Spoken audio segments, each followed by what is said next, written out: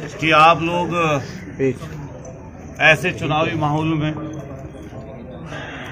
और आज जुम्मा अलविदा है, उसके मौके पर आप सब लोग यहाँ पर पहुँच गए। सबसे पहले मैं बधाई दूंगा मेरठ और देशवासियों को अलविदा जुम्मा की जो आज है। इसके बाद हमारे महानगर अध्यक्ष जी यहाँ मौजूद हैं, आदिल भाई, हमारे जिला अध्यक्ष जी हैं विपिन जी चौधरी साहब, हमारे पार्षद दल के नेता यहाँ पर मौजूद हैं बासी जी, और हमारे तमाम पार्षद जी लोग यहाँ पर मौजूद हैं, और हमारे छात्र नेता से लेकर तमाम ऐसे साथी हैं जो लगातार समाजवादी आंदोलन को आगे बढ़ाए हैं। ऐसे भी कई साथी यहाँ पर मौजूद हैं जिन्होंने अपने जीवन के तीन दशक समाजवादी आंदोलन को और समाजवादी पार्टी को दिए हैं। मैं खुद भी छात्र राजनीति से लेकर इस समाजवादी आंदोलन में जब जब ऐसी कोई बात रही कि जहां पर हमें अपनी भागीदारी सुनिश्चित करनी है तो हमने अपनी भागीदारी सुनिश्चित की है। एक चीज मैं आपको बता दूं, क्योंकि सोशल मीडिया का समय है, सब कुछ डिजिटल है। अगर कोई झूठी या सच्ची कोई खबर निकलती है तो जहां एक ग्रुप में पहुंचती है तो फॉरवर्ड होकर ना जाने कितने करोड़ों लोगों तक पहुंच जाती है। तो अभी कुछ सुनने में आया कि डीप फेक वीडियो भी चली है जिसमें एक सिने स्टार सुपरस्टार की वीडियो को गलत तरीके से डीप फेक करके चलाया गया।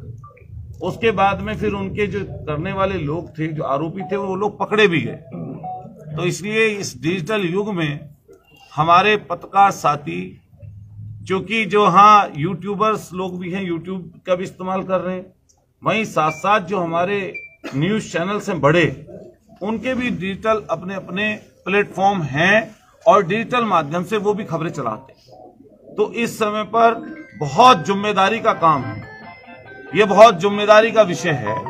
अगर कोई खबर आती है तो उस खबर की सत्यता जांचनी चाहिए।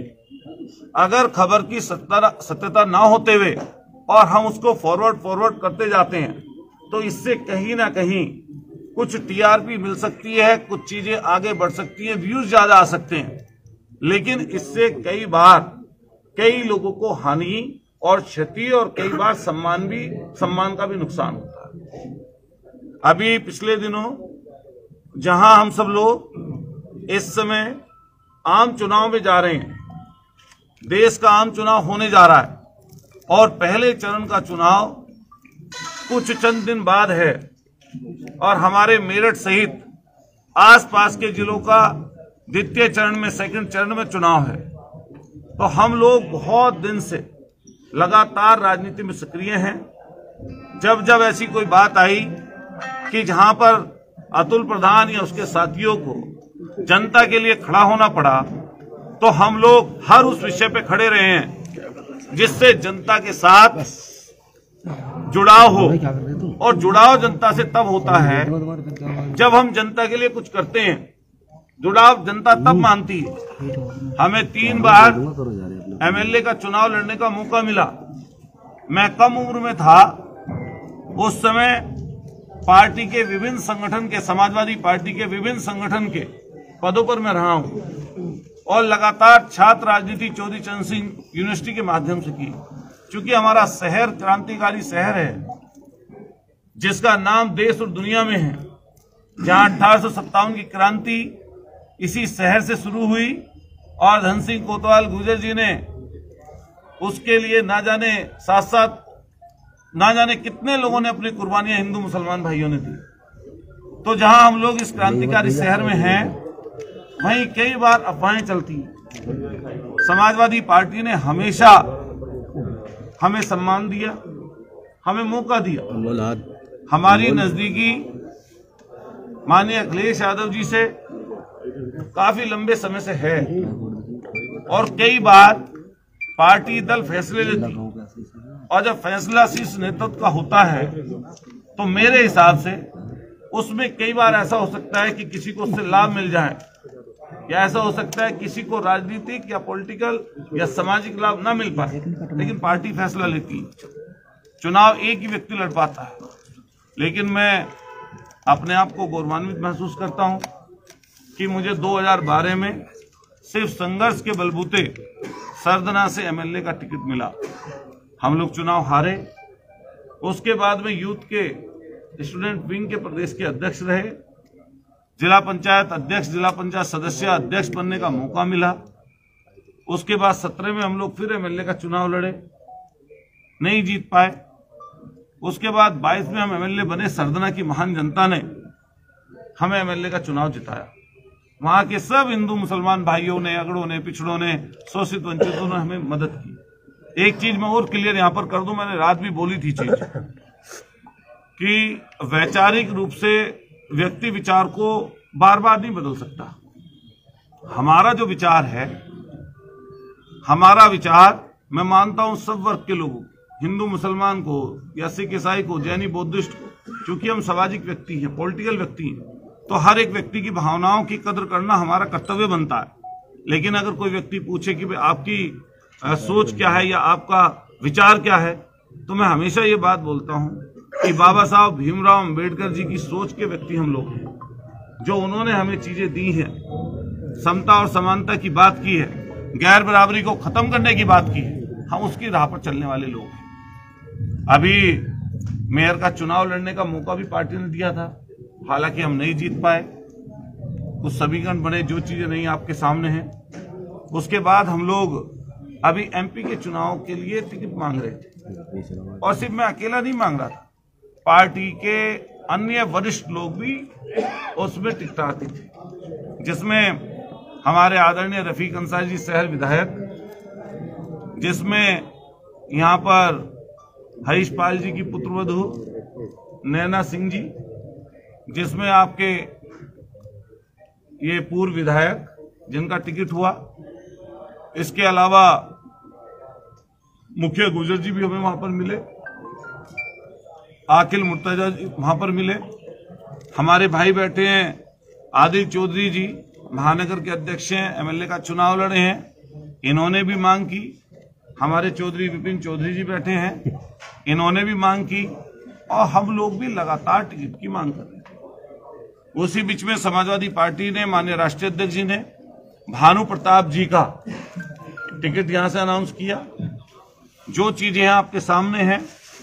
उसके बाद में हमारा भी टिकट अनाउंस हुआ, हमने पर्चा अपना भर भी दिया। उसके बाद में माननीय राष्ट्रीय अध्यक्ष जी ने अपना जो भी पार्टी का शीर्ष नेतृत्व का जो भी इशारा रहा हो या जो भी सोच रही हो, उस सोच को रखते हुए अभी पूर्व मेयर को टिकट अभी दिया, और उनका लास्ट दिन जो है नामांकन भी हुआ। तो मैं एक बात आपको क्लियर कर दूं कि पार्टी के प्लेटफॉर्म पर हर किसी व्यक्ति को टिकट मांगने का अधिकार, पद ओहदे की बात करने का अधिकार है।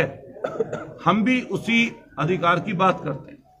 और कई बार जब पार्टी प्लेटफॉर्म पर हम जाते हैं तो कई बार अभिभावक होने के उससे अलग हटने का तो कोई मतलब नहीं है। अभी कल से मैं आप सब लोगों से आपके सवाल लूंगा, इसके बाद जब अपनी बात पूरी कर लूंगा। अभी कल से जैसे ही सवेरा मतलब ये प्रकरण हुआ तो कई जगह खबर चली कि अतुल प्रधान इस्तीफा दे रहे हैं। फिर खबर चली कि अतुल प्रधान किसी और पार्टी से भी सिंबल लेकर अपनी पत्नी को चुनाव लड़ा सकते हैं। कई जगह से खबर आई कि भाई अतुल प्रधान किसी दल पार्टी में जा सकते हैं। और यहां तक भी सोशल मीडिया प्लेटफॉर्म पर अलग अलग तरीके की फोटो चलने लगी कि शाम को 4 बजे अतुल प्रधान पार्टी ज्वाइन कर रहे हैं, दूसरी सरकार वाली पार्टी वो ज्वाइन कर रहे हैं। अब पता नहीं, मैंने आज इसीलिए वो सारी बातें क्लियर करने के लिए मैंने आप सब प्रेस के साथियों को यहां पर बुलाया है।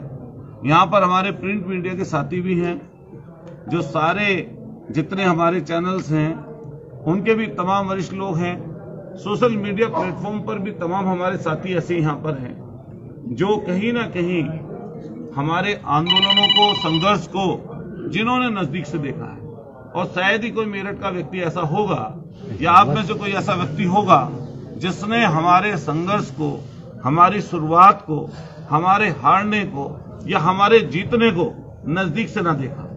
हम लोग कोई धन्ना सेठ के यहाँ पैदा हुए वाले व्यक्ति नहीं है। हमने अपनी मेहनत के दम पर, संघर्ष के दम पर, जाति धर्म से ऊपर उठकर लोगों को जोड़ने का काम किया, और उस जुड़ाव के कारण आज हम लोग उधर की तरफ बढ़ रहे हैं जिधर की तरफ नीतियां बनती हैं, जहां से नीतियों का निर्धारण होता है। और मैं बड़ी साफ गोई से आपको ये बताना चाहता हूं कि दल और पार्टी बदलने का निर्णय ये कोई गुड्डे गुड़िया का खेल नहीं है। ये कोई अचानक लिए गए निर्णय नहीं होते। ये कोई एकदम ऐसा नहीं है कि किसी ने बोल दिया, सोशल मीडिया के प्लेटफॉर्म पर चल गया और दल पार्टी बदल ली या दल पार्टी बना ली। ये ऐसी चीज नहीं है। अगर भविष्य में, इसको आप अन्यथा न लेना, अगर मान लिया हमारे मन में कोई बात हो तो अतुल प्रधान कम से कम ऐसा व्यक्ति है कि सबसे पहले जिन्होंने हमारी शुरुआत कराई, हम कोशिश करेंगे कि सबसे पहले उनसे ये वाली बात बताएं। तो ऐसी चीज नहीं है, मान लिया हमारे उनके रिश्ते कोई खराब थोड़ी ना है। उनके हमारे रिश्ते खराब नहीं है, उनके हमारे रिश्ते बहुत अच्छे हैं। और अगर मैं सोचता हूं खराब रिश्ते होते तो कैसे एमएलए बन पाते? अगर खराब रिश्ते होते तो वो कैसे अभी हमारा एमपी का टिकट हो जाता? ये पार्टी का कुछ निर्णय रहा होगा, क्या पता कितने लोग उसमें हों, हम नहीं कहना चाहते, लेकिन बस हम इतना कहना चाहते हैं सभी कि पार्टी जो है आगे बढ़े, और पार्टी जो है किस तरीके से ये लोकसभा चुनाव जीते। अतुल जी, ये सभी खबरें गलत हैं। ये सभी खबरें गलत हैं जो आपने बताई हैं। अभी ये सभी खबरें गलत हैं। ये सभी खबरें गलत हैं। अरे नहीं, ये सभी खबरें गलत हैं क्या? इसी लड़की से या नहीं? देखो, अखिलेश जी को, माननीय राष्ट्रीय अध्यक्ष अखिलेश यादव जी को धमकी देने का प्रश्न ही नहीं उठता। अपनी बात आदमी वहां पर कहता है, और जब आदमी अपनी बात कहता है तो ये जो कोई बताने वाला, जब मैं था वहां पर और माननीय राष्ट्रीय अध्यक्ष जी थे, तो मेरे और उनके बीच में क्या बात चल रही है ना तो उन्होंने बताया और ना मैंने बताया, ना मैं यहाँ प्रेस में उस बात को बताऊंगा। तो आपको कैसे उस बात की पता लगी कि मैंने उनसे क्या बोला, उन्होंने मुझसे क्या बोला? गलत है आपकी पार्टी छोड़ने की, इस्तीफा देने की, सभी खबरें गलत हैं। जिस तरीके से आप अपनी पत्रकारिता नहीं छोड़ सकते, ऐसी में राजनीतिक सामाजिक जीवन को सुन लीजिए, पूरी बात, पूरी बात सुनिए। ऐसी में सामाजिक राजनीतिक जीवन को नहीं छोड़ सकता पार्टी छोड़ने की। जहां तक आपका विषय है जी, आप मेरे बराबर में माननीय जिलाध्यक्ष जी बैठे, इधर महानगर अध्यक्ष जी बैठे, ये प्रेस कॉन्फ्रेंस इसीलिए बुलाई गई है कि सब लोगों की सारी भ्रांतियां निकल जाएं और मैं और आप सुख चैन से ये वाला लोकसभा का चुनाव लड़ें और लड़ाएं। अब योगेश के चुनाव लड़ाएंगे? बीजेपी नेताओं के संपर्क में है या नहीं, जरा ये भी बता दीजिए। अच्छा, आप बीजेपी के नेताओं के संपर्क में हो या नहीं बताओ? हम तो हमेशा रहते हैं। तो हमेशा रहते हैं। हम तो पत्रकार हैं। हम योगेश के चुनाव लड़ाएंगे? सीधा जवाब ना है, ना है। अब अतुल प्रधान योगेश शर्मा को इलेक्शन लड़ाने जा रहे हैं। अतुल प्रधान योगेश शर्मा को इलेक्शन लड़ाएंगे। अच्छा, मैं कहीं जा ही नहीं रहा हूं तो मैं एक ले लो। अरे अभी समाजवादी पार्टी, सुन लीजिए, समाजवादी पार्टी माननीय राष्ट्रीय अध्यक्ष जी कहेंगे कि जाइए लद्दाख, वहां पर चुनाव लड़ाइए तो लड़ाएंगे। अच्छा, समाजवादी पार्टी राष्ट्रीय अध्यक्ष जी कहेंगे कि आपको संगठन में आके काम करना है, चुनावी राजनीति नहीं करनी तो करेंगे। पल्लवपुरम जाएंगे? सुन लो, पल्लवपुरम जाएंगे। पल्लवपुरम सुनिए, पल्लवपुरम हो या शास्त्री नगर हो या प्रहलाद नगर हो या नूर नगर लिसाड़ी हो या सराय हो, घुमा के जवाब दे रहे हो। नहीं, घुमा के जवाब दे रहे। समाजवादी पार्टी की वो उम्मीदवार हैं, इसका कोई प्रश्न ही नहीं उठता कि उनको चुनाव न लड़ाए। अतुल जी, साफ सीधी सी बात, जब आपने कहा कि कल पर्चा भरा उन्होंने। मैं कल 3 बजे लखनऊ से चला हूं, रात के समय यहां पर पहुंचा हूं, सुबह से लोगों से मिल रहा हूं, अब आज 3 बजे समाजवादी पार्टी जहां पर भेजेगी जिसको चाहेगी, जिसने अधिकृत किया समाजवादी पार्टी को चुनाव ना लड़ाने का मतलब ही नहीं बनता। मेरा एक सवाल है, बहुत आसान सवाल है अतुल जी, मेरा बहुत आसान सवाल है। जिसको आपने पार्टी ज्वाइन कराई उन्होंने ही आपका टिकट काट दिया, क्या महसूस कर रहे हैं? और क्या क्योंकि आप घुमा के जवाब दे रहे हैं प्रचार प्रसार के लिए, सीधा सीधा क्या ऊपर से डंडा होगा तभी? कम्युनिकेशन की जो सी डिग्री आपने ली थोड़ी उससे बड़ी डिग्री लीजिए। मैं घुमा फिरा के नहीं कर रहा, मैं सीधा बता रहा हूं आपको। टिकट देने का अधिकार पार्टी के शीर्ष नेतृत्व का है, माननीय राष्ट्रीय अध्यक्ष अखिलेश यादव जी का है। जिसका वो चाहेंगे उसका टिकट होगा, और वो टिकट को भरने के बाद भी अगर हमसे ये कहेंगे, अगर मैं टिकट कोई भरने जा रहा हूं कि टिकट को वापस ले लीजिए, तो उनका अधिकार हम वापस ले लेंगे। मैं समाजवादी पार्टी का विधायक हूं। अगर माननीय अखिलेश यादव जी मुझसे आज ही कहें ये बात कि अपने एमएलए से इस्तीफा दे दो, देखिए रेतत की बात कर रहा हूं, अगर वो कहें कि भाई आपको ये संगठन का काम ये करना है, तो मैं वही काम करूंगा जो मुझे काम देगा। जयंत चौधरी कह रहे हैं, जयंत चौधरी ने कहा कि कुछ ही घंटों के लिए प्रत्याशी बनाया जा रहा है, उस पर क्या कहना है आपका? मैंने अपनी प्रेस की आपसे बुलाई है, और जयंत चौधरी जी ने जो बोला है या सोशल मीडिया पर जो चीज चल रही है, क्या पता ऐसी चल रही है जैसे कल से हमारी खबर चल रही है। उन्होंने तो बाकायदा ट्वीट करा है सोशल मीडिया पे। मैं पूछूंगा, नहीं मैं 2 सवाल पूछूंगा आपसे, बहुत देर आपसे बात करूंगा। अच्छा बता दीजिए। हमारे ऑफिस में सूचना यह है रिपब्लिक भारत में कि आप जेपी नड्डा से मिले हैं, चूंकि वो हरिद्वार जा रहे थे, क्या मैंने सीधी बात बता दी आपको, ये फेक न्यूज है, गलत न्यूज है। और मैं फिर कह रहा हूं, ये पब्लिक प्लेटफॉर्म पर इस तरह की न्यूज खबरें चलाना अच्छा ये बताओ, कोई दल पार्टी किसी में जाता है आता है तो क्या पता नहीं चलती लोगों को? मैं प्रेस क्यों बुला, मैंने इसीलिए प्रेस बुलाई कि जिससे मैं वो भ्रांति दूर कर दूं। और कभी किसी मैं जिस तरह का व्यक्ति हूं, मैं इस तरह का व्यक्ति हूं, अगर दल और पार्टी की कोई बात होती तो मैं राष्ट्रीय अध्यक्ष माननीय राष्ट्रीय अध्यक्ष अखिलेश यादव जी को बता के आता है।